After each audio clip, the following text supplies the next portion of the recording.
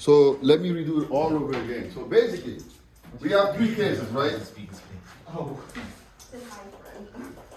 So if I have this inequality, ax plus b, absolute value is greater than or equal to c.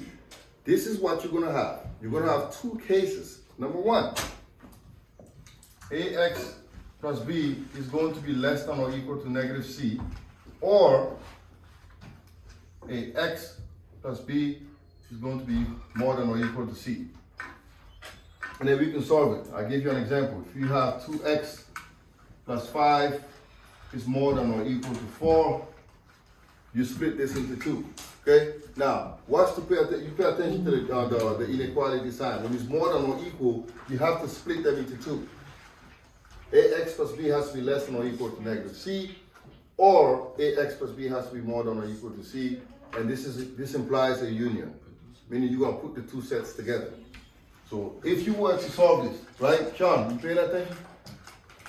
The 2x plus 4 is less, or 5 is less than or equal to negative 4, or 2x plus 5 is more than or equal to 4, and then you can solve for x, right? Wait. So that's gonna give us, yes sir. So negative both times. No, this is negative, this is positive. Okay, so here you're gonna have 2x is less than or equal to negative 9, which is subtracting 5, and then x is less than or equal to negative 9 over 2. Second case, 2x is more than or equal to negative 1, and x is more than or equal to negative 1/2, right? Now, once you get to this point, you just have to put your equations, your inequalities on the number line, right? Put it it's not an intersection, it's a union. You're putting them together. So if I draw my number line here, negative 9/2 is here, negative 1/2 is here. So since this is more than or equal to negative 1/2 going to infinity, close circle this way. This is less than, close circle this way. If you want to put this in end of our notation, it's going to be negative infinity to negative 9/2, close bracket, union, negative 1/2 to positive infinity. That's going to be your solution, right? That's if absolute value of ax plus b is greater than or equal to c. That's when that happens. Does that make sense? Any questions? No. You guys gotta grow up on it, man. Stop doing it. Especially when we on, you know what. Now, next case, ax plus b, absolute value is less than or equal to c. How do you solve this, right? So in this case, since this is less than or equal, ax plus b is going to be between c and negative c. Pay attention, so watch the inequality sign. When this is less than or equal, you just have to split them like this, okay? And we solve it. So example, if I have 2x minus 5 is less than or equal to 5. I'm gonna split this, right?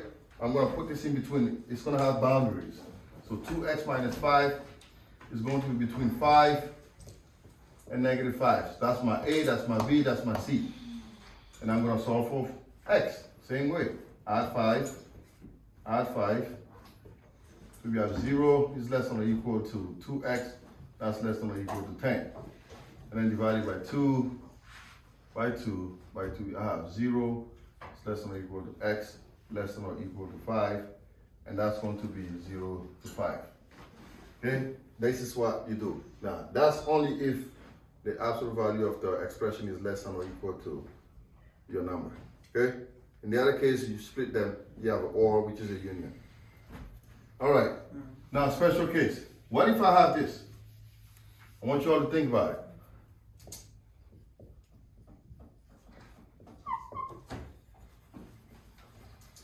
How would I solve this? Absolute value of x minus 5 is greater than or equal to negative 2. How would you solve this? Yeah. No solution.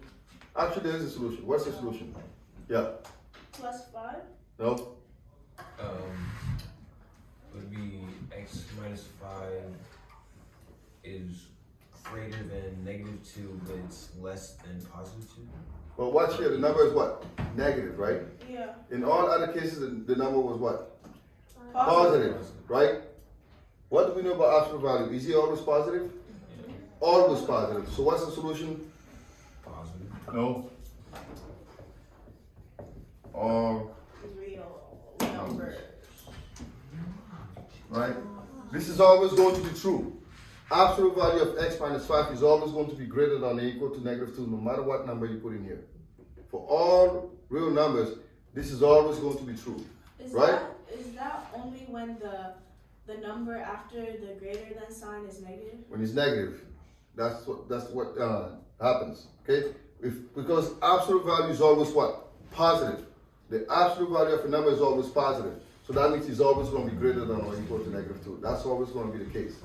Right? Any questions? Now, what if I change this? What if I have this? What would be the solution here? Think in terms of the same way. Yeah. All fake numbers. This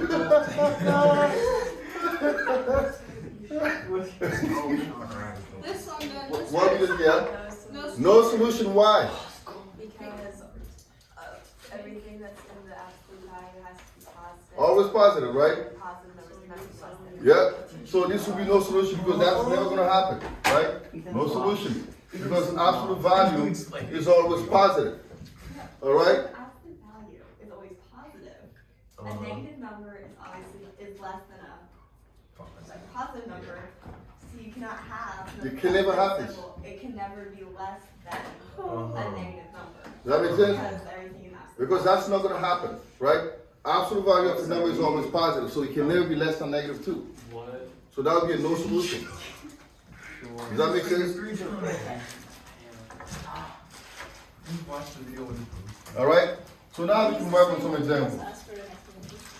So let's work on a couple of things. You guys can figure it out.